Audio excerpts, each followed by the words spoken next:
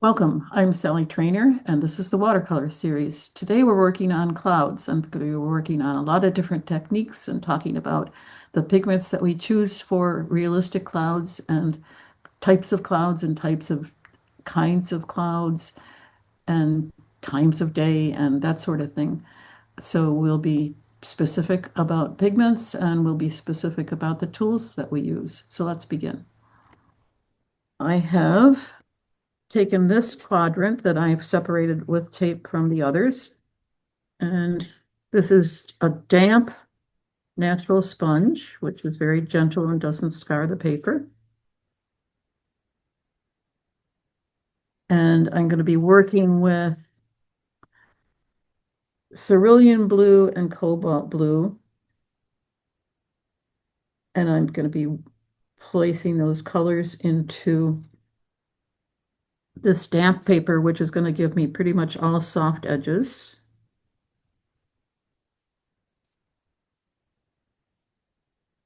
And the blues are, their similarity is in that they are both blue, but they are quite different.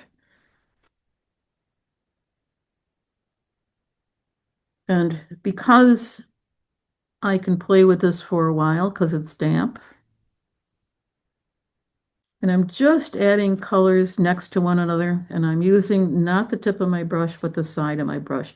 I do not want to be terribly specific in what I'm doing. I want to kind of let the water do its work for me. But I want to do that whole quadrant so it's all damp and I can play with it for longer. Okay, so I've left some white, but while it's wet, let's just see the kind of games we can play. I'm not looking for any definition of anything at the moment. Trying not to leave the corners white because it takes the eye off. Now maybe we'll go up on the tip of our brush because it's a little more focused and I can make pathways with my paint. I'm not bothering to mix my brush when I'm switching color because I I don't have to. I just don't have to.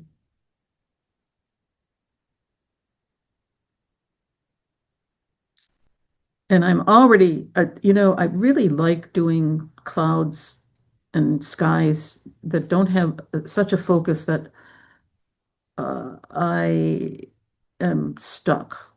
If I'm trying to do a specific sky and specific clouds, I end up kind of a coloring book. And I don't like that. I like the paint to show me the way. And sometimes I'm on the edge of my brush, and sometimes I'm on the sky, I mean the tip. But look at how I'm already changing things quite a bit. Now I'm really adding a lot of pigment now, but also a lot of water. Okay, maybe I don't like what's there. I'm going to first take my thirsty brush. Now that's a brush that's wet because I have just put it in my water bucket. But it's damp only. I'm not adding water anymore. It's a thirsty brush. It's going to pick up pigment and water. What does that give me? Well, I can change the shape of some of those clouds. Every time I go in, though, I have to rinse it and come back with a clean, thirsty brush.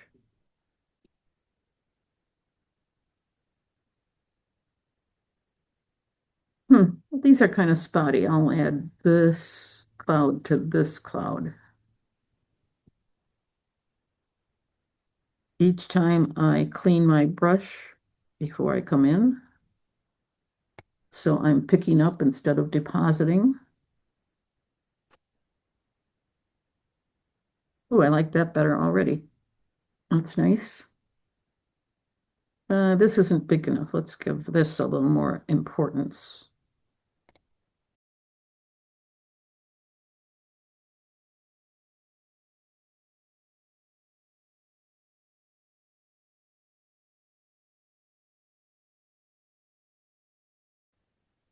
Sometimes you're better off to blot and get out, and sometimes you're better off to blot and draw. That's quite different from what we started with. Let's take a scrunched up Kleenex and see what we get. Remember, this is only a piece of paper. All right. Ooh, look at that. I'm getting tops of those clouds. That's interesting.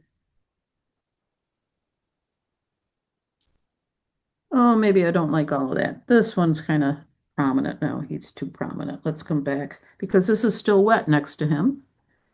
I can come back with, now I'm dropping in color. I'm not using a thirsty brush anymore. And I can come over here and add some darkness underneath this cloud too. What's that giving me? Something kind of interesting. All right, now I don't like the top of this anymore, so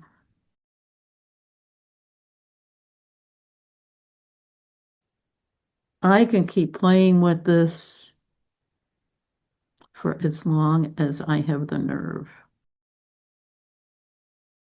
Now I don't like what's happening with the bottom of this cloud now. So damp brush, water to the pigment.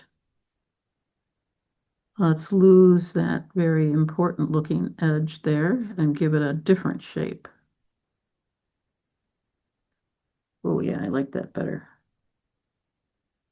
So this is a dynamic process and you can do it as long as you've got sheen on the paper and you can go back in as many times as you want.